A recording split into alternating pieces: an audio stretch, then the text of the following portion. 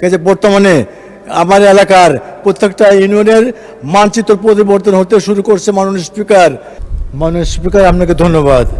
মাননীয় speaker 12 September 2002 আদর্শ গ্রাম উদ্বোধন উপলক্ষে ওই সময় আপনি পানি সম্পদ মন্ত্রী ছিলেন, ম্যাডামের সাথে আপনি গিয়েছিলেন এবং আমার এলাকার অত্যন্ত খারাপ অবস্থা, নদী ভাঙ্গন এলাকা।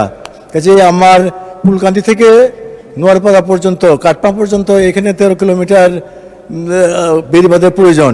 মাননীয় প্রধানমন্ত্রী, সাবেক প্রধানমন্ত্রী আমার এলাকায় যে এলাকার জনগণের দুঃখ দুর্দশা দেখে উনি কমিটি করেছিলেন এবং সেই হিসাবে উনি টাকাও বরাদ্দ দিয়েছিলেন। কিন্তু ফ্যাসিস্ট সরকারের লোকজন এই টাকাগুলো তারা লুটপাট করে খেয়েছে।